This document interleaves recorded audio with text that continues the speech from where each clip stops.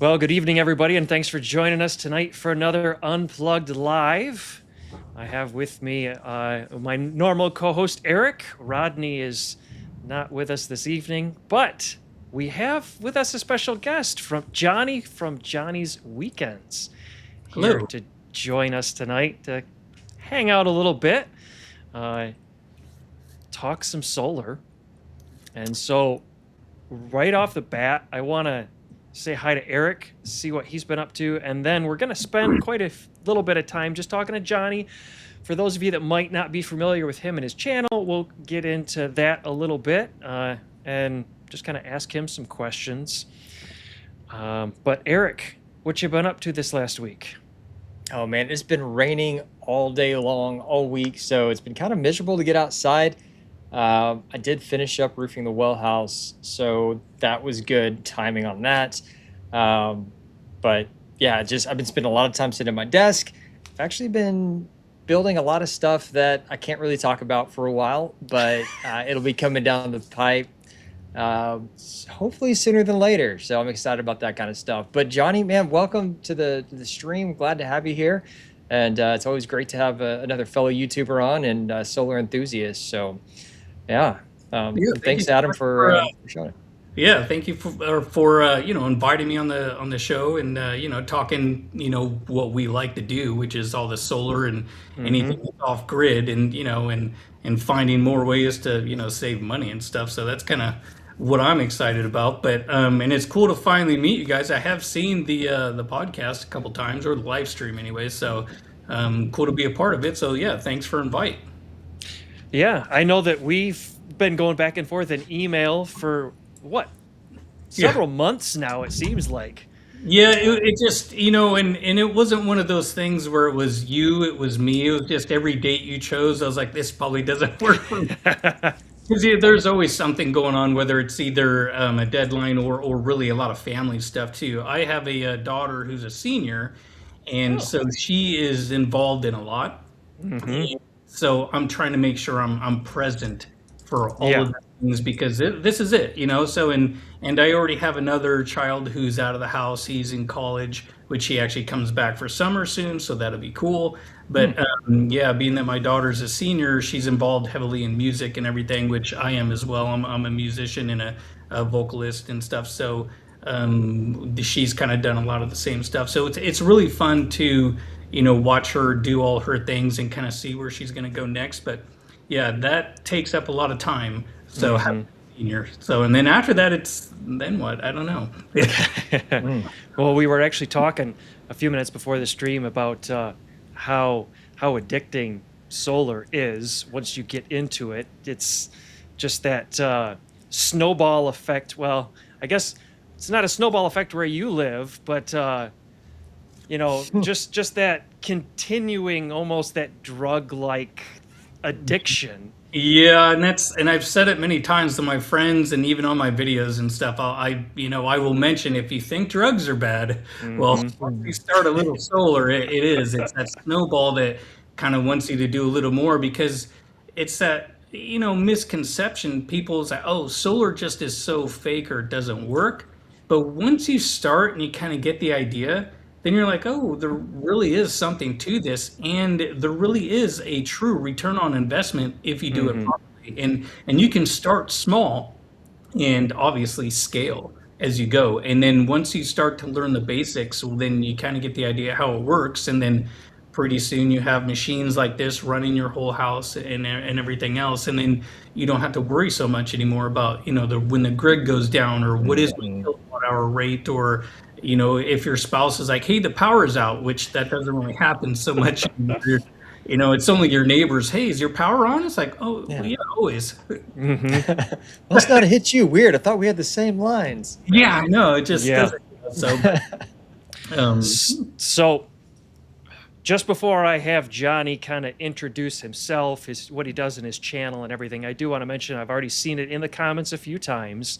If you put, and I actually did throw this in here, if you put star star star in the comments with your solar production for the day and include the state or the general area that you're located in, Eric worked his magic this last week and got the app, widget, solar thing all figured out, so it'll work. We haven't tried it yet. I did get it approved, though. It's approved, and I can actually see it. Yeah, so if anybody's using EVMux as your streaming software, you can use this too. It's in the marketplace. So very cool. So yeah, you can put that in there, and we'll see how the production has gone today. But yeah, Johnny, for those of you that might not be familiar with you or your channel, what you do on there, kind of introduce yourself. You can talk about your channel, give yourself a little push from the channel aspect if you want. All right. Okay. Yeah, I guess for, if anybody doesn't know who I am, my name is Johnny, and I work on ways to keep your world powered. As you can see there, power your world. And that includes everything from your home all the way down to your RV, using anything from a gas generator to power stations, solar panels. So basically, as it says, powering your world is kind of a consistent thing. So it's kind of throughout your life is you're always looking to have power wherever you go, whether it's even into EVs and stuff, which I'm going to start doing a few more videos on that, because there's some misconceptions on charging EVs with generators and some other things like that. So but I also show efficiency things, DIY things as well, and then also a lot of proven back-to-back testing. I love comparisons, like, is this better, is product A better than B? And, so those are some of the best videos, I think, is doing those comparison videos, because then you can show people what actually is maybe better for them. Even though the other product still might be good, they can at least see that maybe product B was actually a better choice for them. So I try to find things, and I try to buy a lot of the stuff myself, obviously. I mean, some of the stuff is sponsored content and some of the stuff is not. So I try to make sure I give an unbiased view on everything that I, review, and to help people find the information they're looking for so they can make an educated decision. That's really the basis of the channel. So other than that, yeah, that's a lot of what it is. I have other projects I'm working on that's going to be coming out. I have another video I just finished a video today, and so that will come out tomorrow, midday, roughly, and which it's already kind of been a little bit of a popular video, but if you guys want to check it out, it'll be called Hacking EcoFlow's Ecosystem. Cool. And so, and a lot of people have been kind of doing that, but with only a couple products. And so I took a little bit further and used the amount of products that I had available to me. And just for a spoiler alert, if you're looking into hacking into not this side, but I guess it'd be that side, EcoFlow's Delta Pro Ultra or Ultra X, there are no hacks for that yet because it uses an oddball system. It uses a 100-volt system versus most everything everybody else is familiar with is a 48-volt system. And the only other people that use something higher is actually Anker. They're using a 400-volt system, much like if I don't know if anybody's familiar with some of the home systems from LG. They actually use a 400-volt system as well, and that's much closer to what like the EVs are.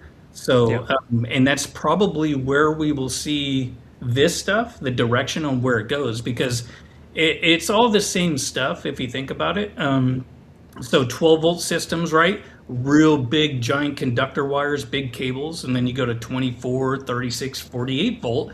The cables get smaller and smaller, and it's more efficient. And so then you go to 100-volt, like Delta Pro Ultra did, which that was the first of its kind, right? They kind of took it to that next level.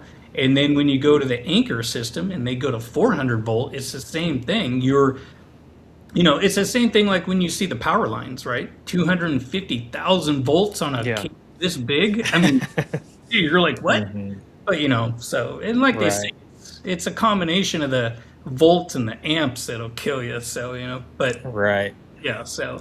Yeah, it's interesting because I actually just sold a couple of my LG batteries to one of our audience members here, and I had a high voltage setup, and all I wanted to do was just run my well pump with it. The problem was it has a massive inrush load on it, and big 5 horse well pump, pulls like 85 amps at startup, at least that I could measure, probably more than that.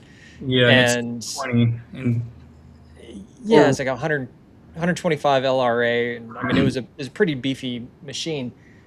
And I could not find a high voltage inverter in this class, size, right? I had the two of the 11.5 kilowatt hour or kilowatts Solus inverters that could just had the guts to actually do something with it. They all, like all of them, had less than a like 60 or maybe 70 amp max in or output. So, or at least for their surge.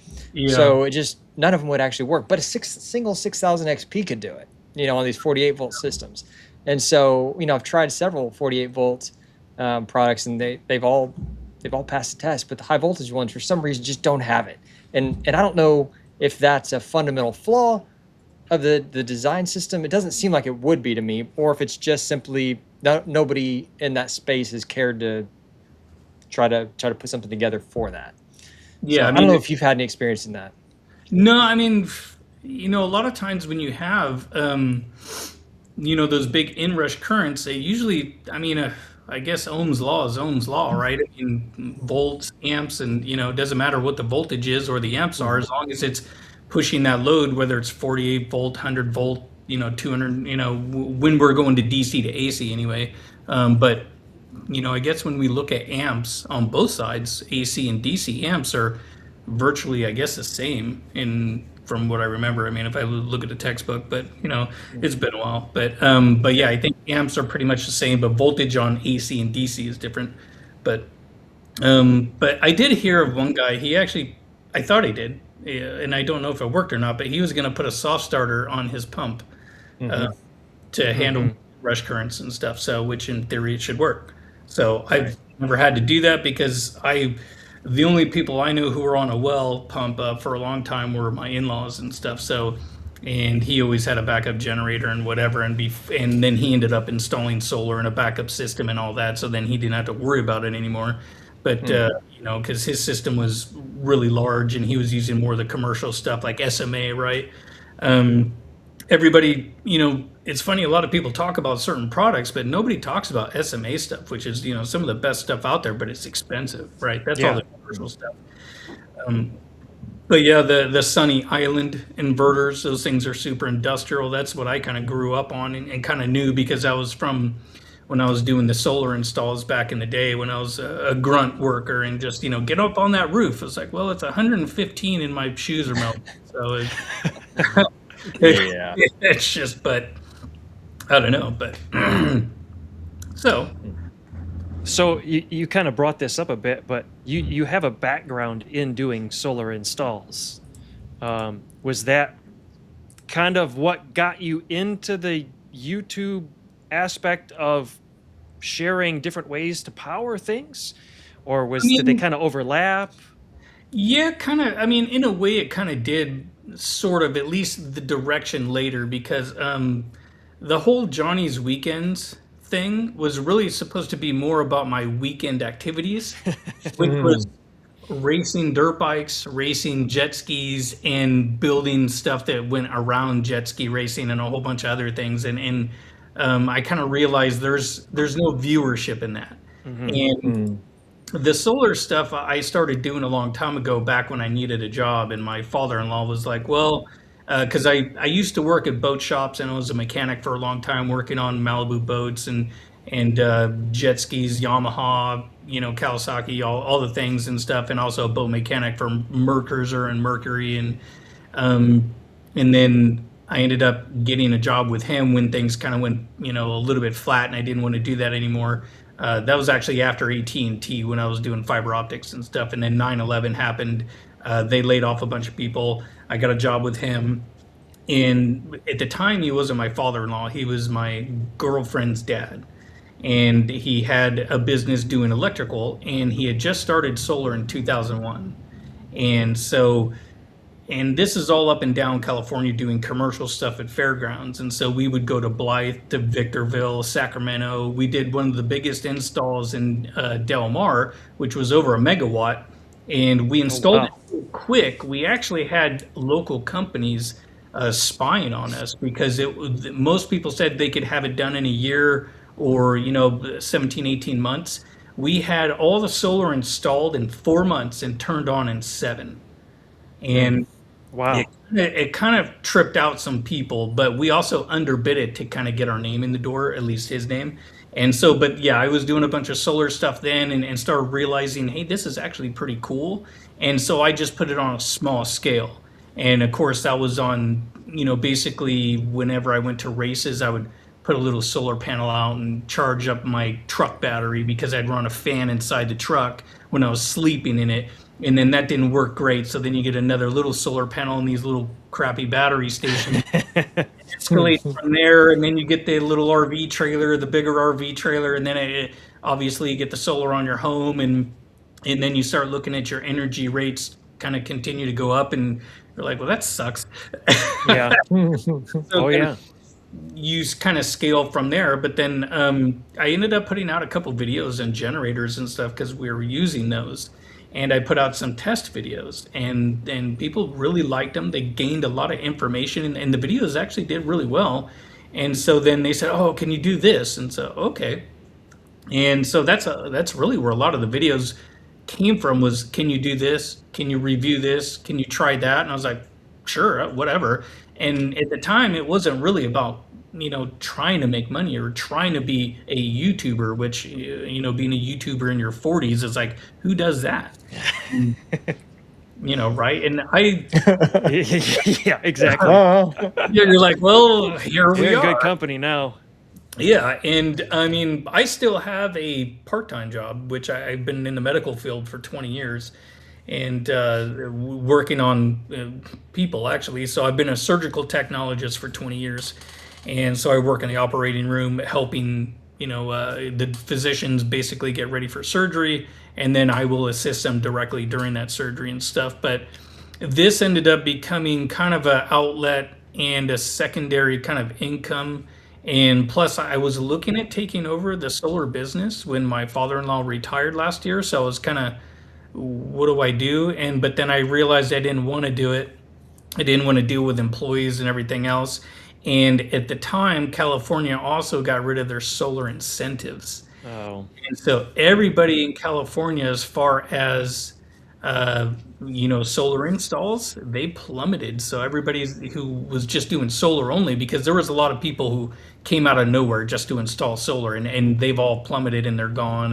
And so the people who had like a dual business, like doing roofs and solar, well, those guys are still doing roofs at least. But and again, if people don't know where I am, I'm in far northern California, Redding, and it ends up being the second sunniest city in the nation. So having solar around here is something that totally makes sense because you get a quicker return on your investment. So it's great.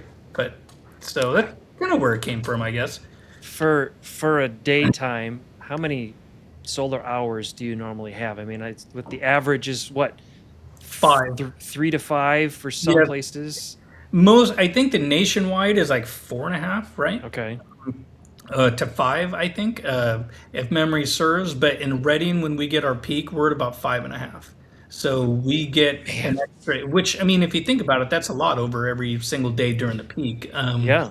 And because of where we are in California, and kind of how we are going west a little bit, it just ends up being to where, you do your longitude and latitude and all that stuff, and you can find me. But we just happen to get more solar hours per day. Like when we're in peak summer, it could be about 8 o'clock down in Los Angeles, and it'll pretty much be dark. At 8 o'clock up here, the sun is still above the mountains. It was still above the hills by a little bit. You still have another. It doesn't get dark here till 9:30 Wow. during. So it's a huge difference in daylight hours. So that's how you're able to collect so much solar. I mean, like today, I'll do probably 32 to 34 kilowatt hours of solar, and that's just on the off-grid system. I don't actually know what my grid tie system will do. I mean, I could look, I guess, and see. I used to look all the time, like most people.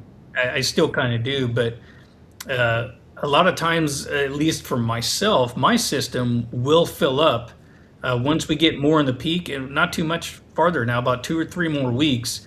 My systems will be full by about 11 and 12 o'clock p.m. And then the rest of the day, I'm like, what do I do with it? So Nice. I see you've got a couple different things behind you. I'm going to switch to your camera so that you can explain what you've got going on, because I see two completely different systems Yeah. that you've got going on there. So you want to explain what you've got set up back there? Okay, so if you can see on this side over here, we have two Delta Pro Ultras, one here, and each one of those has a 30 kilowatt hour stack. So there's 60 kilowatts right there, which is basically the size of a Model 3 Tesla, right, as far as a battery. And then on this side, I have two batteries right there. Those are the 14.3 wall mount batteries, which those are just on the floor with a strap along the bottom. But so that's what, 28.6 kilowatt hours right there. This one here is just running some small loads at the moment. But it was my main system for a while until I switched back over to this system here so I could do some more testing and gather more data. And I do have the Delta Pro Ultra X as well. And I was running that for a couple months. And so what I have found is that the Delta Pro Ultra has two solar inputs. You have your high voltage solar input and then the lower photovoltaic input. And so each one, if I use both inverters, it gives me 4 inputs. And the two low inputs are actually for my RV. So I have cables that are coming right over here to the side, and my RV is plugged into that. The RV then feeds this battery system here, the Delta Pro Ultras, for even more. So that's so this system for the Delta Pro Ultra is a 6.6 kilowatt system plus a 2.4 kilowatt hour system, or a kilowatt system, that is going into this. So then 6, 7, 8, so a little over 8, I guess, is going into this system right here every day. And that's another reason it also gets full very quick. Yeah. Now, as far as the XP, it's kind of on standby right now and doing more testing or running very light loads. Because again, I'm gathering data and things, and with this, because in order to use these two without Smart Home Panel, which the Smart Home Panel 1 is obsolete and you shouldn't even consider it. Smart Home Panel 2, if you haven't bought one, don't buy that one either. Just get the Smart Home Panel 3 if you're looking to do that. And right above me here, which would be, right here, this is the double amperage hub. So this basically allows you to run both of those systems. So you get a total of now 14.3 kilowatts, but that hub still only allows for 12 or 50 amps basically. Okay. You want the rest of the power out of these two units, you can plug into the front, with the little doors, but it still allows only 12 kilowatts. And then my whole house is ran off of this transfer switch. And so for me, this is not automated. So it ends up being something that's manual, which has its pros and cons. You have to kind of pay attention to what's going on, especially as you get into the fall, the winter, and the spring, so you don't have stuff shut off. Now, I was going to do a whole sub panel because some people are probably, why don't you do a sub panel? And the reason I didn't do a sub panel or Smart Home Panel 3 is for 2 reasons.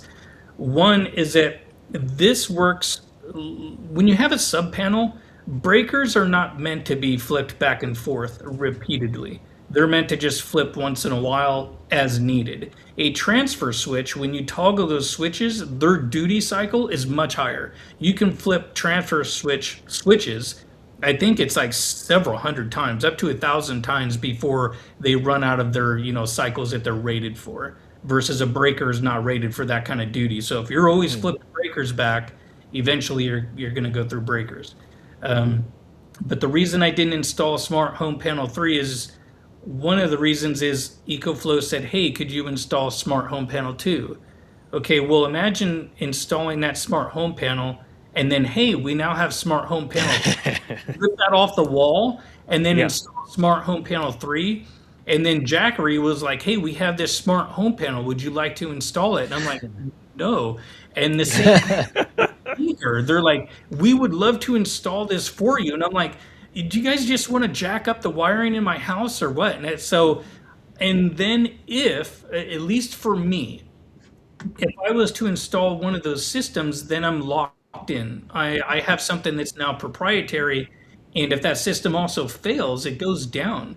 There's, with this manual transfer switch, the failure rate is minimal to none. There's not much to go wrong. There's no computers, there's no nothing. So there is sometimes something as far as simplicity always kind of works, right?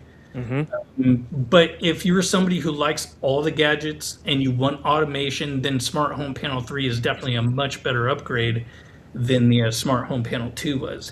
But one thing that's also, because I know the reason I didn't install it is because I didn't know if this was going to be for my forever home, and I still don't know. It's possible I may move in another year or two, maybe 3, not sure.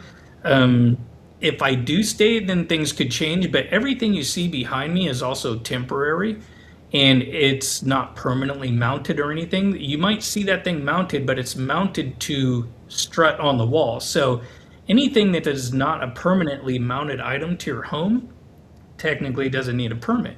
And since the EcoFlow units, you just wheel it up, well, you don't need a permit for that either. So all that stuff, I can move that and be gone in 15 minutes. Boof, and it was So never there. So even though it's on strut that is permanently mounted, I mean it's a bolt. I mean in fact you have more bolts going into your wall at this point than you would have otherwise. But the California doesn't recognize things on strut as permanently mounted. Depends on who your inspector is. Some of them are like, well, it's not supposed to be mounted on that strut. It's supposed to be mounted directly to the wall. So it's like, oh well, it's temporarily mounted until I finish it. So What you need to do is put some wheels, bolt some wheels to your strut, and then just be like, no, this is a mobile unit that I don't want to fall over right now. yeah, it's just strapped up there. Yeah, because There you go. It's actually sitting on the battery and a piece of strut, and only the top is bolted. Because I've had to take that off and put other things there. So when you're testing equipment and everything kind of has to be mobile. It has to, because if I permanently mount it, then I have to, take it all the way down. It's crazy because this setup does change sometimes once or twice a year. And I don't really want to change that XP anymore. That 12,000 is like way heavier than the 6,000s. Trying to lift that shoulder high, it is heavy, dude. It is like so heavy. Well, Eric, you have something to look forward to, don't you? Yeah. Yeah. I've already installed the 12,000 a couple times down the road, and it's actually currently in a shed powering some stuff. I've never even shown any of that video, but it's about to be up here swapping out these, throw another one on there. Yeah, it's just surprisingly heavier, but it is so much quieter. I mean, that thing's quiet. This thing hardly makes any noise. It's just a hum, which I love that one. Nothing against the XP 6000s, but I didn't want to run 2 of them in parallel, and I didn't have the space and everything I was doing. But yeah, those things sound like it when they get a load on it. You're like...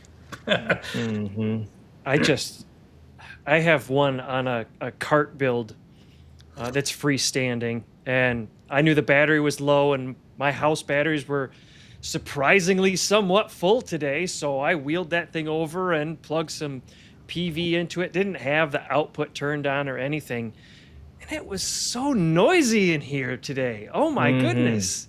Like I'm used to the slightest bit of PV and it just goes full throttle with those fans. Yeah. Even when you adjust the fans in the settings, because you can, make them lower and throttle up and down, or put the setting at 70%. Yeah, it doesn't matter. It's still just. So yeah, compared to some of the other things I was using, like, I mean, again, if you use the EcoFlow stuff, they're so quiet. Even under hard loads, it's like, it's just a whisper, and I mean the XP 12,000. is louder than the EcoFlow units and stuff. But the most silent unit so far is the new Anker E10. It doesn't make any noise because it just has fins in the back and radiates the heat out. From like a convection type, it just comes out and that thing is outside right now, baking in the sun. I'm trying to kill it to see how long, because it's outdoor rated. It is. Not a lot of units that are outdoor rated. So I'm like, okay, well, let's see how long this lasts when it's 118 degrees outside where I live. That would be an interesting for a thermal camera shot too. While you've got a load on it in that high temp, seeing how well does it actually dissipate the heat. Well, and that's outside of its workable range, supposedly. So when we get there, and the downer part is they didn't send me 2 batteries, so you can't take advantage of the full power out. Yes. Like everything, it needs 2 batteries. And I'm like, why don't you send me 2 so I can fully load it? Not that, I tell people this all the time, that you're not supposed to run your equipment at full or even near full for extended periods. You're supposed to live around that 80% range. And if you need more than that, then you really need to scale up. So it's kind of like the whole generator thing too. So Right. I gotta put up Donnie's comment here. He says, does it come up? Did I click on it? Yeah, it's up.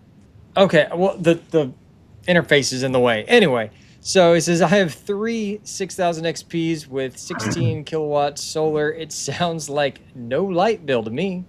Yeah, no that's need awesome. for a heating bill either, because those things will kick out so much heat.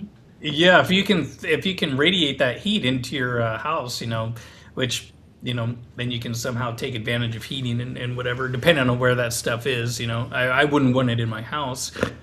Yeah. Shed or a garage or something, but So is all your stuff located in a garage or it's an off building to the house? mine's in the garage because I live in basically like a suburb and stuff. So it's in the corner of the garage here, which basically is also my studio, my test facility, and unfortunately the wife lost her parking spot a couple years ago. So How does she handle your YouTube channel testing, all that kind of stuff? well, as far as like lights flicker or power going on and off, she grew up with a dad who's an electrician, so she's a little bit used to it. Okay. And very understanding, and she also knows how to deal with some of it as well. So if she's like, which switch is it? And I'm like, just look at the writing, it's on there, it's labeled. And she's, all right, never mind, I got it. Click, and boom. She's like, just in case something happens if I'm not here. But most of the time it's pretty self-sufficient. It just runs and goes, and the only time anything happens is when I start messing with it. So Yeah. but yeah, other than that, I mean, it's hard when you have all this stuff in here because you're trying to run testing and do things, and it'd be nice to have like a dedicated space to, I mean, I think a lot of people run into that, right? You wish and you dream, but I mean, I'm so thankful for what I have already because I've been pretty blessed with a lot of the things that I already have, and the wife and just our lives are, at least for us, they're pretty easy. I mean, doing the YouTube thing, I mean, all of my life I've had 2 jobs, sometimes 3.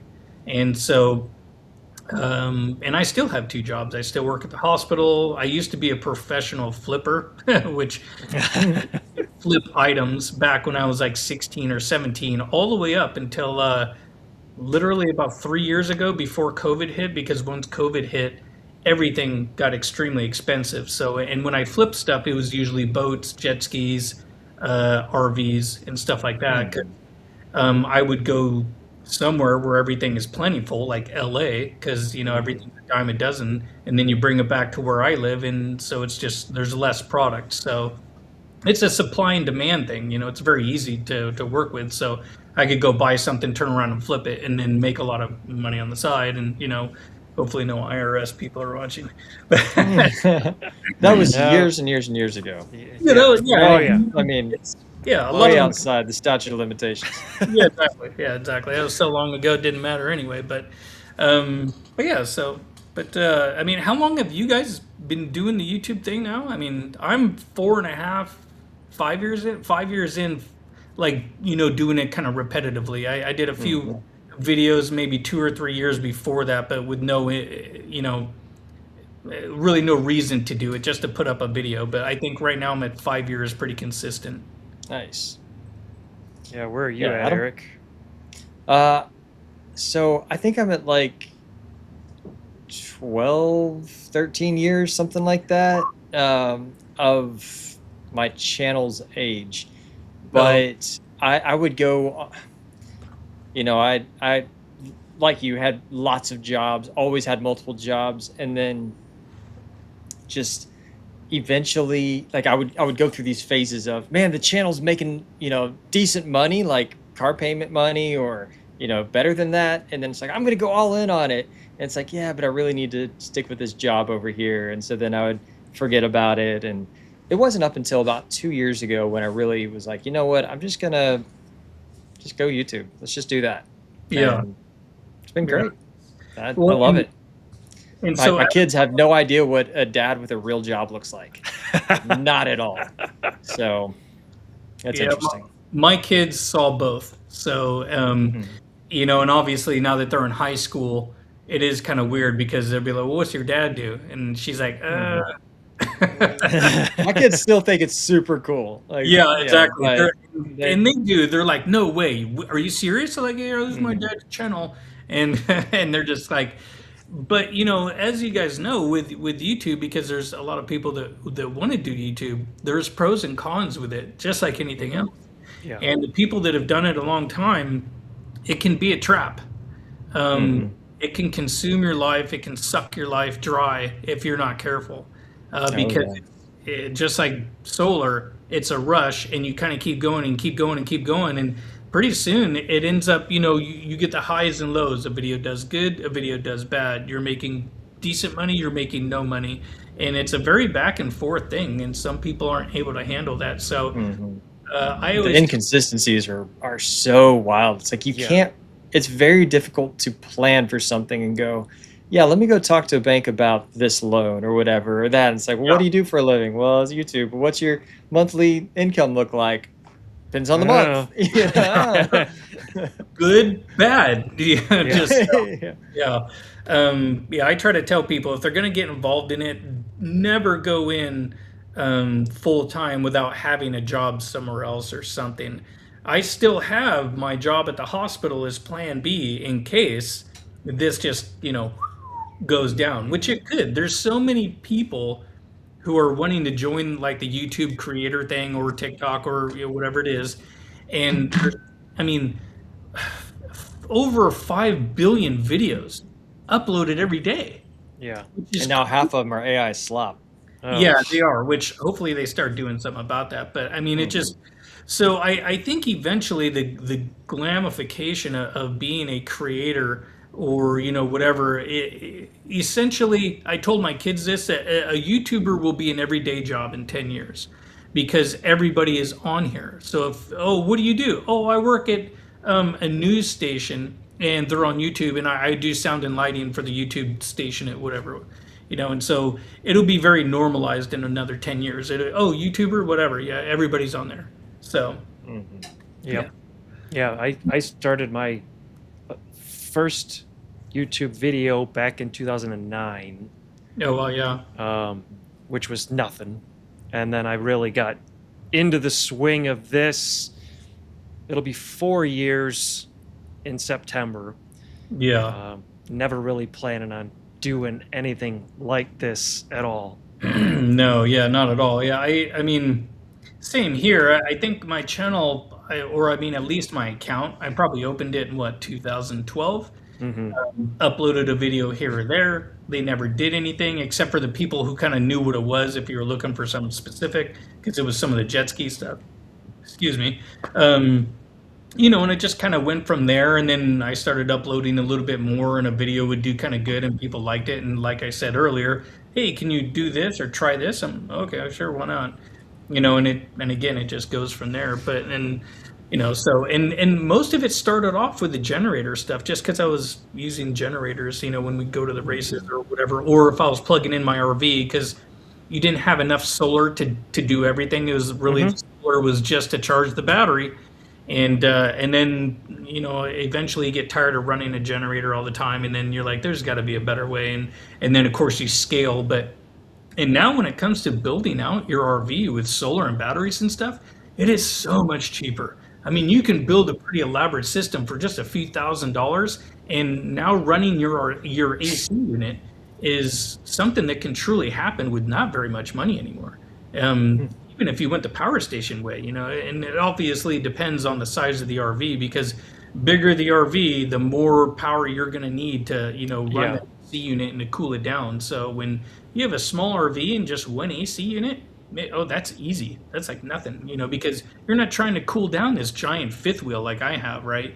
You have a small RV, you can easily. It's the same thing with a house, same principles. Hey, how do those? Have you ever dealt with the 12-volt RV ACs? Yeah, I mean, I get a company that asks me to review one, like once a week. They send me an email about it. I'm like, Villet. I don't have an RV for one thing, but yeah. Yeah, I think it's Villet. They're always contacting me, and I'm like, for my RV, at least for these types of systems anyway, a 12 volt is out. You don't even consider that. If you're doing a camper van, a real small trailer conversion, 12 volt systems are still great because the 12 volt stuff is everywhere, and it's actually pretty cheap. And they're easy to build, and most people are familiar with it because they're, oh, I know DC, and DC is 12 volts. Yeah, sure. But you can go elsewhere, and make things easier. But if you want to do 12 volt because that's what you're familiar with, and more companies are now starting to do like a whole system, like here's your battery, here's your inverter, here's all your cables, here's your breaker, here's a fuse, here's a couple solar panels, and here's a kit. And so now they're making it easier for people to do these systems. And so, and heaven forbid you put a mini split, on your RV or something like that, for $500 or $600.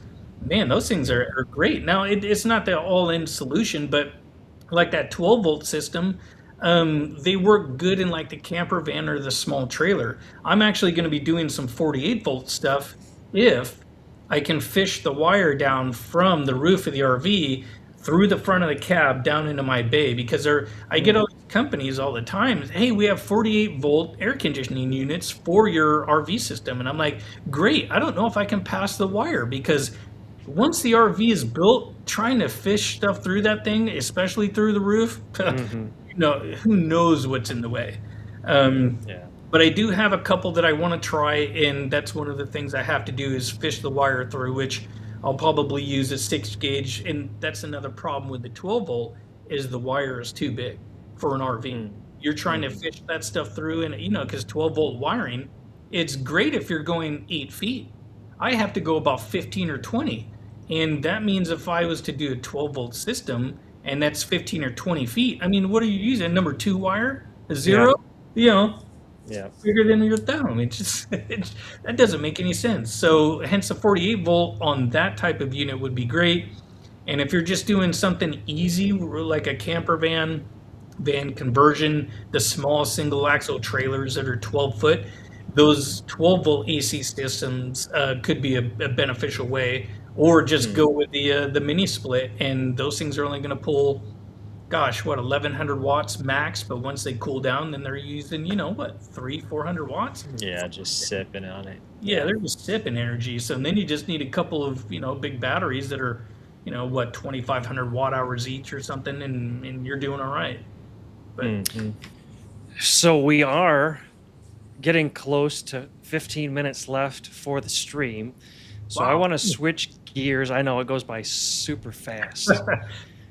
I want to switch gears real fast. We've told everybody a couple of times, if you've got your sunshine report, or I don't know what you call it, Eric, the roll call, put star in the comments. And so I'm going to switch over to this chart. And I kind of have to get a little close, which is one of several reasons why the video feeds are turned off. So let's see. We've got 6 that have 6 entries for 0 to 10 kilowatt hours of production today, 4 for 10 to 20, Looks like we're tied with 8 for the 20 to 30 range and the 30 to 50 range. 2 for the 50 to 75 kilowatt hours, and 1 for 75 to 100 kilowatt hours, which is kind of low if I'm thinking about it. Yeah, we generally have at least 1 or 2 over the 100. Wow. Yeah. But that one of them's always Rodney, for one thing. Oh. Yeah, he's like 105, 110 sometimes, but we've had 130 kilowatt hours. Wow. What's his array size? Rodney's got a bunch of them. Yeah, it's hard for me to calculate because I have the grid tie, then the off grid. So I mean, if I did 30, I probably did 60, 70, 80 is probably where I'm at if I add all three, my RV, and then I add the grid tie, and then I add the off grid system, which I'm showing about 30 for that. And my off grid system and my grid tie are usually very, very close. I can actually check mine just out of curiosity.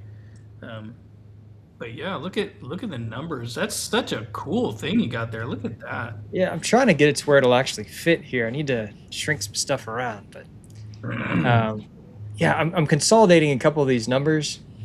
Let's do let's just say. Yeah, my grid tie system today is 31, which is good. It's looking, which I got a little bit more time to go before it's pretty much out. But yeah, this is sweet, and it's nice that I can actually see it this time, because last week it was only Eric could see it because it was still in development mode. Yeah, this is a pretty cool little tool you got here. So it just pulls in from the comments. So yeah, we can see top locations in the top right-hand corner. We've got 4 from Michigan, 3 from Texas, 2 from North Carolina, and then yeah, he's got this scrolling through the contributors. I'll be honest, I don't even know what half of the options are that this thing can do yet. Yeah, I'm trying to flip through them and see if I can make sense of it. Well, we still need to do some questions too, don't we? I mean, if anybody has any, of course, we can always do that whenever. But yeah, this is a cool little tool you got here where everybody can kind of plug in what they're doing and yeah, man, I need to enter mine out of all my stuff, but I'd have to leave and go calculate what the RV did, and I mean, other than that, it seems like that's like I said, my grid tie and the off grid system are usually pretty close. They're almost always doing about 31 to 33 a day, depending on whatever, and they'll peak out here pretty soon. We're getting close, but yeah. So I'm gonna switch here now. So if you guys do have questions for Johnny, you've heard that he seems like almost one of those jack of all guys. I mean, musician, flipper, medical field, solar installer, electrician type stuff, all these things. RV generators. So if you've got questions about any of this stuff that normally Eric, Rodney, and I are like, we don't know. Preface with QQQ so we can search through and find it, and I've got a couple already. So the first one here says, Johnny, you test a lot of generators. My Jackery 5000 is really picky AC charging from a generator. Is that a test that you can add to generators? Well, normally most all power stations are going to act the same. And so one thing is to make sure that your generator is an inverter generator, which, I mean, I'm assuming it is, because if it's not, it won't charge with a regular kind of modified waves, generator. They have to be the inverter type, where you get a pure sine wave and then it's, that clean power that comes out. So if I would make sure that if you can, I mean, I assume you're charging it from the AC wall as well, just to test it, just to make sure it's working properly that way, because then you're doing a process of elimination, which is always a good idea. And then if it isn't charging from your generator correctly and it is an inverter, it's possible that it could have a faulty inverter board. So unless it's working properly, running other things, but like if you're just running a drill or if you're just running like something that's not an inductive motor but resistive, like a heater or a, something like that, like a hair dryer, right? Those are all resistive loads, and it doesn't really care too much. Generators can run those all day long, and they don't really care too much if the voltage drops and the voltage regulator is like, "Oh, I'm putting out 90 volts. I don't care. It's just a heater," But your Jackery unit is going to be very sensitive to the voltage. It's going to want to see at least probably 110, 115 on the voltage, and of course a steady wave coming in. So you may just have to check your generator to make sure it's working properly. I had the 5000 unit. It went away to a friend, but I didn't have any problems charging it with any of the inverter generators that I had. Okay. So yeah, it's entirely possible. Maybe it's just a standard open frame generator that he was attempting to use. Yep. Well, and just because it's open frame doesn't mean it's not an inverter. True. Very true. Yeah. Which, I mean, and I say this all the time too, with open frames, they're so much better in so many ways sometimes if it's an inverter, but that's only if you have somewhere you can put it where it's not going to be super loud and crazy, because they're so much lighter, they're so much cheaper, they're way easier to work on than the enclosed frame ones and stuff. Those are not fun to work on, but I try to have something quiet because most of the time I'm in my RV, and I like to only use the generator when solar isn't keeping up, or if I'm parked somewhere where there's too much shade and whatever, and because sometimes shady spots are nice, but Oh yeah. What else we got? Let's see here. Johnny, can you let Eric test the DPU or the DPU-X on his well pump? The DPU-X should run a 5-ton AC, so it might do it. Yeah, it's supposed to, And they can send one down over, and I will test it out. Yeah, there you go. I don't think Johnny wants to send his. Yeah, I know. That one's over there, kind of running some small loads too, because that one's only got a couple batteries on it. But yeah, the DPU-X is rated to run a 5-ton AC unit all on its own with its surge capacity, so it shouldn't have a problem with the well pump. That's for sure. But we'd have to see. Here's a side comment from Logan. Talking about the surges. The only way that the high voltage inverter will surge is if it uses SiC FETs. SiC FETs. Explain that one again. SiC FETs. That's definitely out of my the silicon carbide FET in the inverter for the switching. Yeah. Yeah, we've had Logan talk about that a couple times on the show. I think he's talked about it live. Yeah. But yeah, it seems to be an issue. And then let's see here. Johnny, can you elaborate on the 48-volt mini split you were referring to? It's the first he's heard of this. Usually minis are 120-volt AC. Yeah, so there's a couple companies out there you can check out. I think it's RecPro now has a 48-volt. This is for RV though. This isn't just like the normal, like say the EG4 unit, right? That's it can do the hybrid thing. You can plug in solar and also 120 volt. But they now have a couple 48 volt styles from, I believe it's called RecPro, and those are direct mount to replace the normal AC units on your RV unit. So that way I can take, because I have two. One of them I can't really replace because of the style it is. It has to be kind of specific, which is lame. But the front unit is a 13.5K AC unit, which is a direct dump. And so then I can yard that off, which is AC, and then put on a 48 volt, run those wires down to my battery bank, which I'm running the EcoFlow power kit if you haven't seen it. It's really amazing. It's just ungodly expensive, which is a shame because I think more people should be able to take advantage of it. But and the reason you're running the 48 volt is obviously you're not having to deal with a conversion loss. So it's just more efficient that way. And then it's also supposed to be more efficient too. So hopefully when I test it out in probably a couple months is about when I'll get that on the roof. And I have to wait till after my daughter graduates and we get back from a cruise. So you probably will see a dead spot for me around June, and then I'll get back into it about mid-July when it's 110. That's the only time to ever put something on the roof, right? Yeah, when you're sweating and I can't see. But Yeah. Okay. You're gonna also see more or AC units be 12 volt and 48 volt though. They're making a whole bunch of them.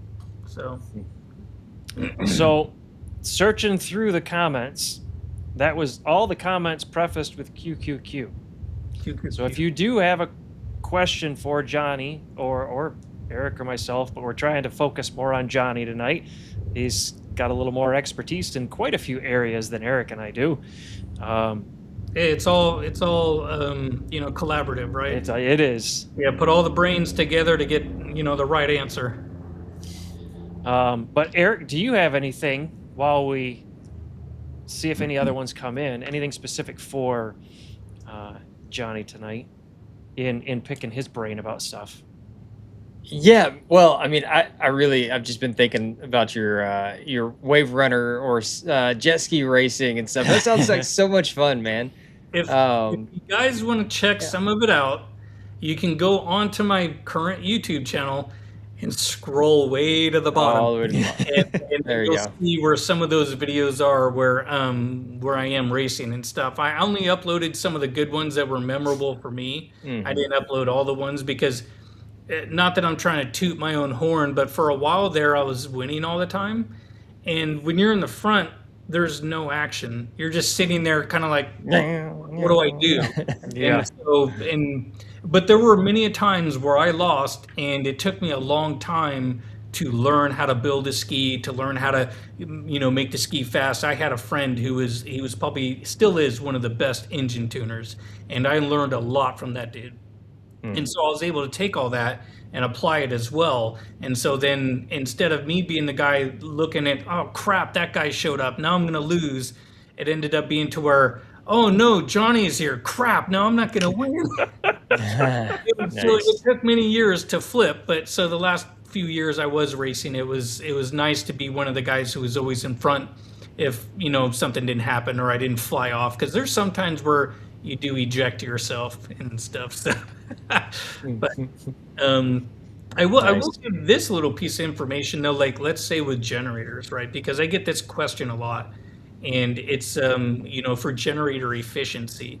A lot of times people will say, where should I run my generator at, or what's the best way to get the most fuel efficiency out of it? And like everything, like every engine, there is an area where it runs the most fuel efficient, meaning it's burning this much fuel and putting out this much energy. It's kind of equal versus wasting, and it's been like this for years. It's nothing new, but it's 80%. So if you buy a generator and you run it at that about 80% load, then that's where the generator will not overheat and die when it's 100 degrees outside, because it can't live at 100. Just like when I was racing jet skis, the engine won't live at 100% full throttle all the time at a certain tune. You had to richen it up a little bit. It may not run as fast, but it'll live there. So that's why on a generator, you back it off a little bit to 80%. And that's how you get the most amount of energy out of the fuel that's being put into the generator. So if you're ever charging your backup systems, try to run the generator at an 80% load, and you'll get the most amount of kilowatt hours out of the generator for the amount of fuel that you put into it. So that's a great tip and a great reminder for all of us, especially because we're coming into storm season where these generators that we have are potentially might need to come in use. So, and you can even watch a video, because I did a test on it, and you can see the data right there for yourself. So cool. It's called your charging power station's wrong, or something like that. So that's one of your newer ones, isn't it? Yeah, it wasn't super old. It was probably 4 or 5 months, 6 months. Okay. Maybe, yeah, so a little bit. You'll see it's got, some Hondas in front and stuff like that, but I, show the data on it. And I'm actually going to be doing another comparison too between a big one and a small one to see what's more fuel efficient, which I've been trying to finish that video, and it seems like every time I start, something else comes up or whatever. But, because there's a lot more smaller generators coming out that are pretty powerful, right? And they're half the size of, say, a Predator 3500 or a 5000, and putting out the same running watts. But kind of like a 4-cylinder car, a little rice rocket, those engines are revving really high, versus the bigger generators, the engines are running a relatively lower RPM. So It's kind of like one of those things. If you're a motor or a gearhead, the whole thing is there no replacement for displacement. So it's kind of one of those things. The 4-cylinder versus the V8. You know. Mm-hmm. So that should be a good video when I get to it and collect some more info. But Very cool. Thank you, Joe, for your comment on enjoying the show. Let's see here. yeah, there's a lot of comments flying. I kind of glance over once in a while, and Yeah, a lot of talking, which is good. there's a lot of side conversations that happen all the time that Yeah. we don't even get to see. I'm new to all this and just bought a baby Predator 35 or 350, and now I have the solar bug for my house. Nice. What kind of solar panels do you recommend for a guy in Wisconsin? Ooh. Well, yeah, I did a review on that little Predator 350, and again, a common question I get is, what kind of solar panels should I run? And you have to remember that it doesn't matter what power station you have, whether it's that little small one or these behind us, Bluetti, EcoFlow, whatever. They don't care what brand that you use. They only care about voltage. So as long as you don't go over the voltage where it says solar input, and I believe that one is, hold on here real quick. I think it might only be 50 volts. It could be 60 volts because that's mostly where all of them are. So you want to get probably one or two 200-watt solar panels and then just put those in parallel, and you'll get a voltage of probably around low 40s, maybe mid 40s, because that's about. You could also put them in series if you want, if the voltage is really low, like around 18, 19 volts, because that's what the Harbor Freight ones are, but they charge kind of a lot, and Amazon has such good deals right now on like the Call Sun 200s. I've been using those a lot for the RV, for like a solar suitcase, and they even have the smaller ones. That's if you want a rigid glass panel. They always perform the best, but they're heavy. If you want, you could get the portable ones that, if you've seen any of my solar panel reviews, the Zoop solar panels are by far the best ones out right now. They kill it as far as their performance, how quick and easy they are to set up, and most of them are all plug and play. You can buy one solar panel, the open circuit voltage is low 40s, like 42, 43, because they put all the panels in parallel. But then that'll plug in right to your little 350 that you have. And Zoop will also include like 12 different solar connectors. So you have your MC4, your Andersons, your little 8mm plug. I pretty much promote the Zoop ones like crazy because I used to do the Renogy ones all the time, but Zoop came in at a better price, offered more features, and also the cables and an extension, and they're kind of blowing everybody out of the water. So check out Zoop if you want the best portable solar panels. He did clarify a little bit, saying that the Baby Predator is just for his cell phones and some storm chasing needs. Otherwise, he needs a big Bluetti system with expansion batteries tied to the house. Yeah. And there's one more here. He wants a big solar array in the yard to be able to generate at least 5 kilowatts for starters and then upgrade from there. Well, and if he has the room, then heck yeah. I mean, get some 500s and call it a day. Yeah. Oh, yeah. Yeah, big. But of course you're going to need a bigger system like he was talking about, like a Bluetti or whatever it is, he wants to go with, the EcoFlow or some of this stuff, but yeah, it all starts with that small Predator 350 power station, which isn't very big. It's only like that big. I'm not sure what this comment is about. How about a 3MPPT 12,000 XP? Do they already have them, or?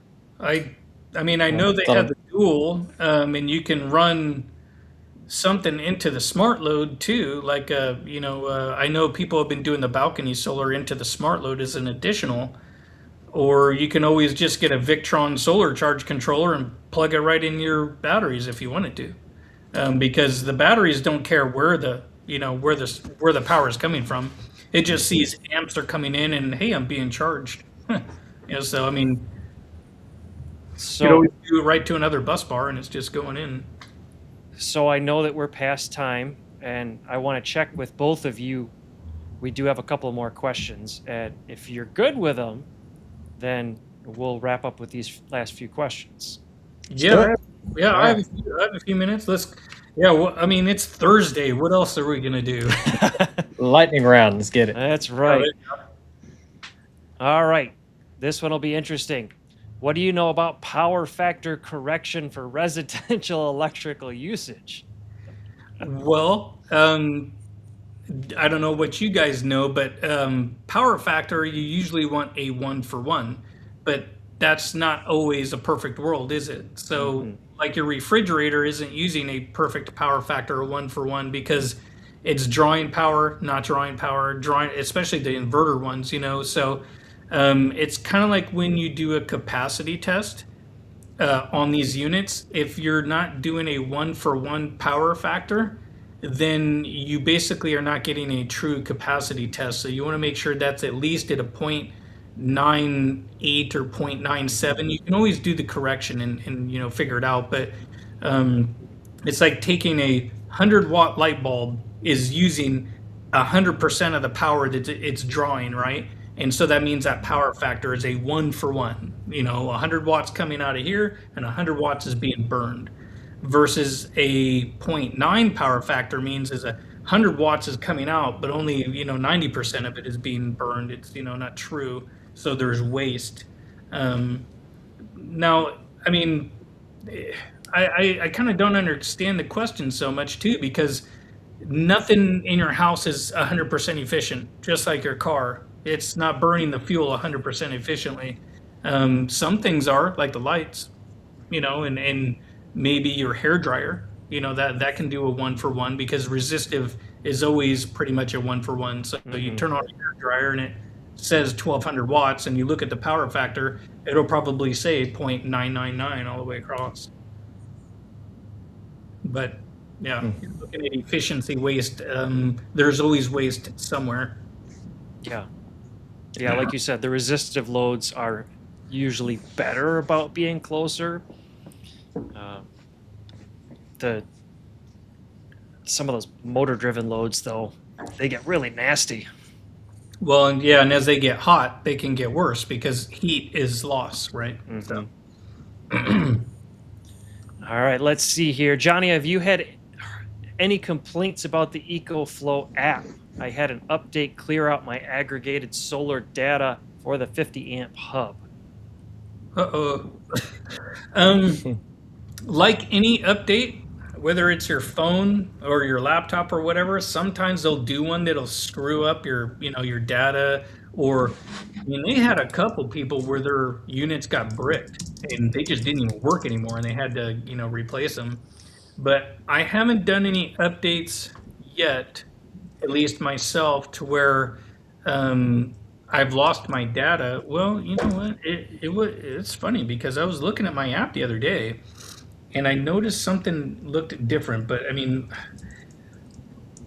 I run so much different stuff. It's kind of hard to keep track of everything.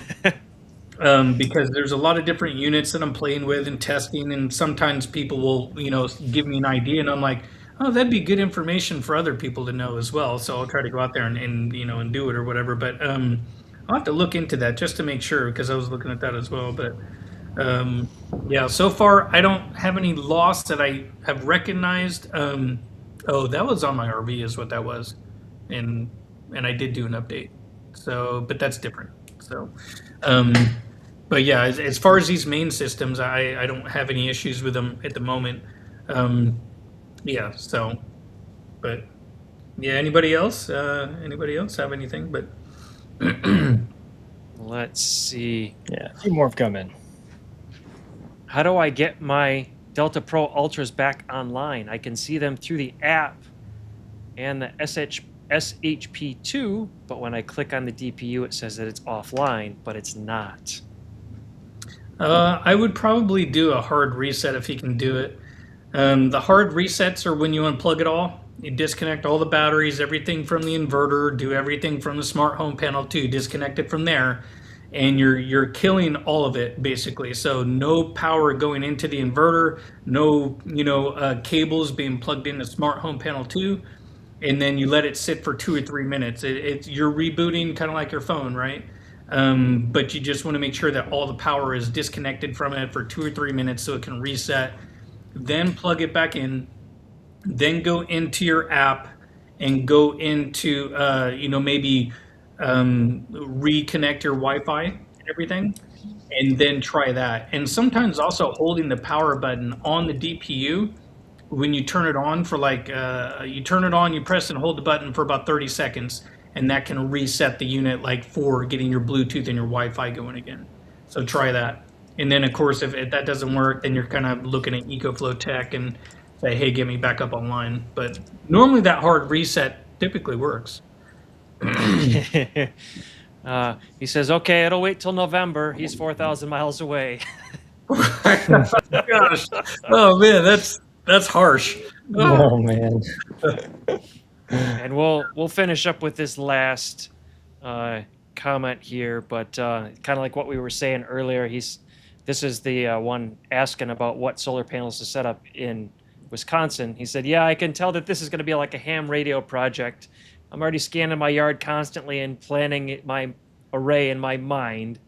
Just don't know anything about solar panels at all. Well, I mean, you start somewhere, and there's a lot of good beginner videos out there. I've done several, which I thought about doing a couple more because when I did them in the beginning, the quality isn't good, but the information is still good. I have a couple real basic videos on just, putting solar panels in, series, and then putting them in parallel, and then doing series parallel. And then, okay, now let's go outside and test them with a power station and show you how it works when you shade a panel or two. Because it doesn't matter if it's a small 100 watt or a small 1,000 watt panel, they all act the same. And, series is series. And, and that's another thing too, is that people get confused, which it's all the same if you think about it. When you take the voltage and, combine it together and you double it, well, then you go from 12 volt to 24 volt. And the same thing when you put it in parallel, you're just doubling the amperage. It's the same thing with your batteries. If you put the batteries in series, you double the voltage. And if you put them in parallel, you double the amperage. Same thing with the solar panels. They go together. Yeah. It's interesting that as you start out and you begin these different things with a lot of these different concepts, they relate to the other systems that you're working with. So if you learn it with one thing, it really does end up working together in those other areas. Yeah. Yep. Well, we've already gone 12 minutes past the hour. It's hard to believe how fast these live streams do end up going. Yeah, I mean, it's almost time to go get dinner, I guess. Yeah, I mean, I can actually smell dinner cooking upstairs. And it's getting my stomach rumbling. Nice, yeah. So I do want to thank Johnny for joining us tonight. It's always fun bringing somebody new on. Yeah. Especially when somebody is so well versed in a lot of these different areas. I don't think we've ever had so many Delta Pro questions come into a live stream before. That's great. When you've got the experience in testing these different systems, it gives people really a source to be able to know, hey, I can ask this guy these questions because he's got the experience. I mean, we can see one of the systems over your shoulder. So, well, yeah, and tomorrow again, that video is coming out where I kind of hack into more of the portable power stations. I would love to hack into DPU, but you have to remember all the people that are doing the hacking is that none of that stuff is approved by any of the companies. Yeah. And you are taking the risk of possibly damaging your units if you don't know what you're doing. So you always have to take that in mind, that is it worth it to you? Does it work sometimes? Yes. And sometimes it doesn't work. But yeah, tomorrow's video should be good. It should help answer some questions for a lot of the EcoFlow fans out there who are wanting to get away from expensive expansion batteries for the smaller stuff and for the EcoFlow power kit. So hopefully that information helps people out. You can check out the video. It'll come out tomorrow about 2 p.m. Pacific Standard Time, I think is when I have it scheduled. Okay. So I'm going to drop your channel in the comments. It is down in the description as well. If you're cool. not familiar with his channel, jump on over there. Look for that video tomorrow and subscribe to his channel. I know he would definitely appreciate it. Yeah, smash the like button and come along for the ride. That's right. Yeah. And I want to thank everybody in the comments, because without you guys joining us in the comments, this could really be pretty boring for just 3 people talking back and forth. But, you know, not only having guests on makes this channel what it is, but having you guys in the comments also makes it's more of a community than really just people talking. So thank you for joining us tonight. I'm going to let Eric let us know what's coming up, and then you can say goodbye, hand it over to Johnny. I'm going to let you, again, say goodbye however you see fit, and then I'll wrap it up. All right, cool. For me, I've got a couple things coming up, but probably the most the next thing that'll come out will probably be the wheel falling off my Kawasaki Mule, and the search for the lug studs for an absorbent amount of money for 4 bolts. That'll be next. Then other things, who knows? We'll see, but we'll make it quick. And but Johnny, thanks for being on. Adam, thanks for hosting, and look forward to talking again. Johnny, thanks. Yeah, definitely. Thanks again. This was a lot of fun, and yeah, we could do it again somewhere down the road. Great. Well, again, thank you everybody for joining us tonight, and we'll be back next week, same time, same place, 8 p.m. Eastern, for another Unplugged Live. So have a great night.